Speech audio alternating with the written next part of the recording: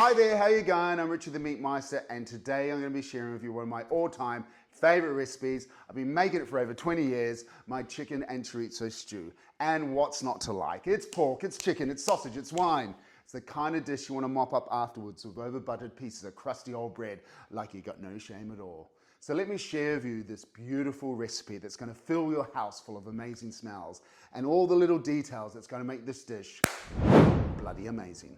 Okay, so we got our lovely free-range plump chicken thighs. Now you can use any cut of chicken you like, but if you know me, I'm a thigh guy.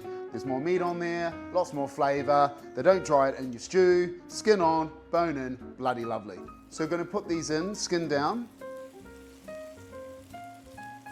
So we're giving our chicken thighs a little bit of seasoning, a little bit of salt and pepper, and we're not trying to cook the chicken, we're just trying to brown the skin, render down that fat, give it a little bit of color, you know, and then we're gonna set it aside for later. Just remember, we're browning now for flavor, then we're gonna braise later for tenderness. Okay, so they've been cooking for about 5 minutes or so. We're just gonna turn them over, and you see beautiful brown skin. That's what we want. Lovely stuff.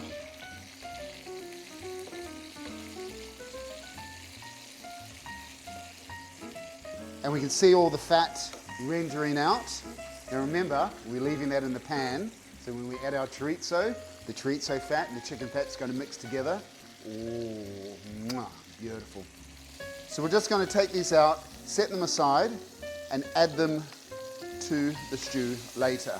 Now, make sure you leave all that fat in there because we're going to add our chorizo and all that fat's going to mix together nicely.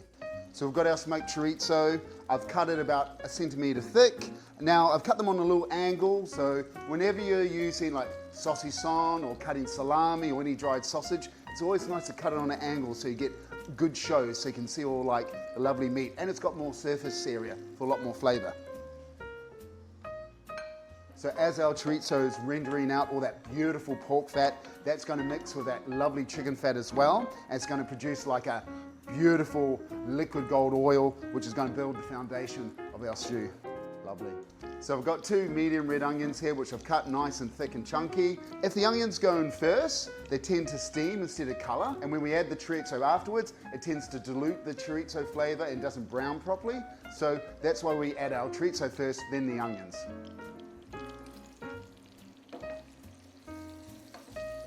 So when the onions go into the chorizo fat, they tend to soften faster, they pick up the paprika and that smoke, and they turn sweet and jammy instead of sharp. Beautiful.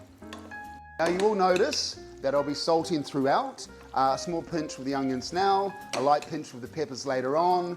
We salt early for structure, then we salt later on for correction. We will be adding some black pepper, but you do find when you add pepper too early, it becomes fragile and bitter when it's overcooked.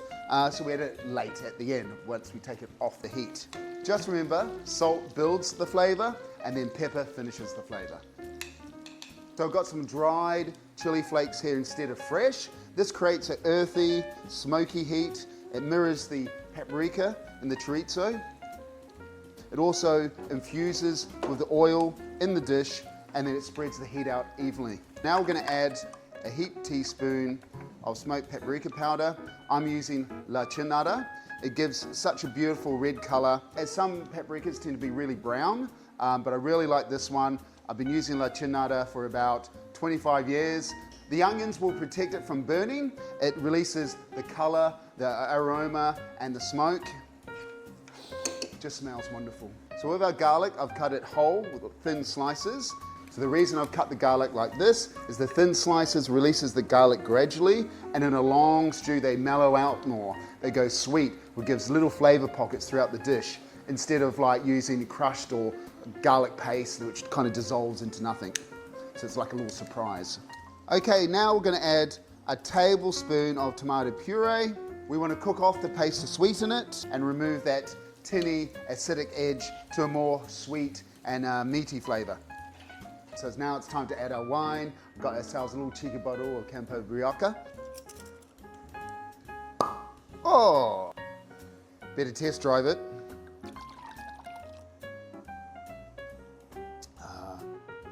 Bloody lovely. So I'm just turning up the heat of the pan, not so it's smoking hot. We just want to cook off the alcohol when we add the wine, so it sweetens and doesn't become bitter. So what we've got building up at the bottom of the pan is what we call our fond. Now our fond is like all the ingredients and all the sugars are combining, and through the heat it's a chemical reaction called the Maillard reaction. And what this is basically all those flavors binding in together, infusing. So when we add our wine and deglaze the fond at the bottom of our pan, it's going to mix, it's going to sizzle, and it's going to produce the most beautiful sauce, which is going to reduce down and become the soul of our stew. Woo. Okay, here we go. Oh yes, nice little sizzle there, lovely. Scrape the bottom of the pan hard. I'm going to add a bit more. Probably use a good half bottle. So while we've got our lovely wine here reducing nicely, we'll get our chicken stock here waiting to go in. Now, if we were to add our chicken stock before the wine, the fond at the bottom of the pan won't dissolve properly. And when we add the wine, it tastes raw and bitter. So that's why we add the stock after the wine. If you think about it, the wine is like a flavor extractor and balancer, and the stock is like the body and volume of the dish. So you could say that the wine digs the well and the stock fills it. Yeah, that makes sense. In you go. Lovely. Okay, it's looking good. So we've got our tin tomatoes here, some good quality tin tomatoes. I've got some just nice diced ones. You can get whole tomatoes and crush them up yourself. There we go. And this just adds a bit more flavor and body to the dish. Beautiful. So now it's time to add our peppers. Now, I've cut these quite nice and chunky. I've got one red and one orange as well, which we're going to add in there, which is going to give a nice warm vibe to the dish. Touch more salt.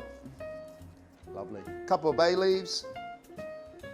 Okay, now it's time to add our lovely chicken thighs. And you're probably wondering, why have we waited so long to add these little buggers? Well, we've got to protect our chicken. And yes, chicken thighs are pretty forgiving, but if we add them too early, they may dry out too much and become too stringy. Also, if we add them too late, there won't be any flavor exchange with all your ingredients in the pan. So that's why we're going to add them at the beginning of the simmering process, which is going to last the next 30 to 40 minutes. It's going to allow the chicken thighs to cook gradually, absorb the paprika, the chorizo fat, and all that tomato richness. Also, it releases all the collagen to build a richer sauce as well. Mwah. So a little trick here is just to not quite submerge the chicken thighs, just leaving the skin pop its head up. And this allows the skin to stay intact, the meat stays juicy from underneath, the fat still renders down into the stew. Lovely. Okay, that's simmering nicely now, just a little bit of bubble. Bloop, bloop. I'm going to put the lid on, we're going to leave it for 20 minutes, then come back and add our butter beans. Okay, so while that's cooking, how about you like and subscribe to the Meat Maester on YouTube?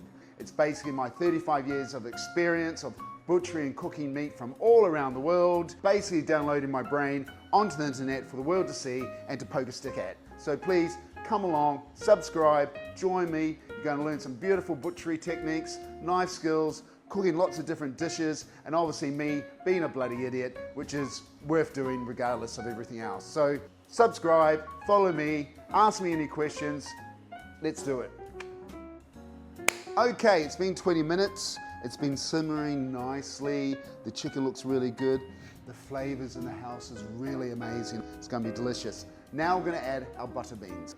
Okay, so we've got our butter beans here. Now we're going to add these in the last 15, 20 minutes of the cooking. The reason is that they're already cooked. So if we add them too early, the skins might split and it's going to give a chalky texture to our stew, which we definitely don't want. So I've drained these, I've rinsed them, and I'm just going to fold them in gently, okay, and just submerge them in the little cracks between the chicken. And we're going to let them warm through and absorb all that beautiful sauce that we've got there. Lovely. Cook for another 15 minutes. Okay, so it's been 15 minutes. I'm going to take that off the heat. Just have a little taste.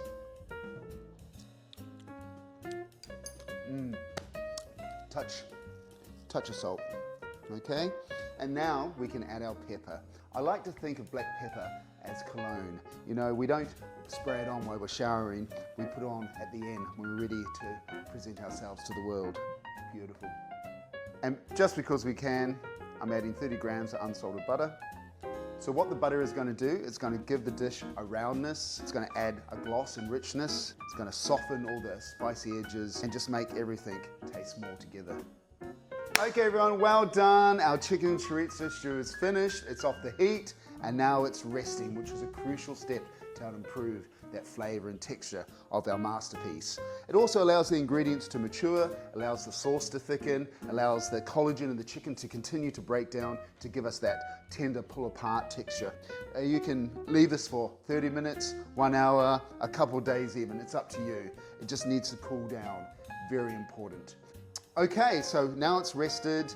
It's time to add in our fresh parsley. We always add this just before we go to serve. If we add it while it's cooking, the heat will destroy the parsley's freshness. As we want to lift the dish, we want to add the color and the contrast of the green and the red, and we're going to add that in there. It's beautiful and just wakes the whole dish up. Gorgeous. Okay, we're ready to serve this up, and I think we're going to serve this with some nice mash, a few greens, a little bit of crusty bread. Okay, right, here we are. I've got some beautiful buttery Dijon mustard mash, little bits of broccolini there, lovely. Got to have some greens. It's time to serve up. Oh, yes.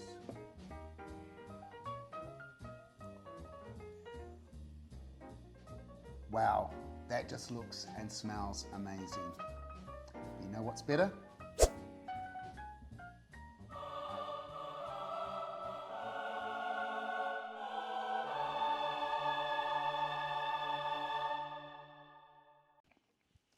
Catch you later.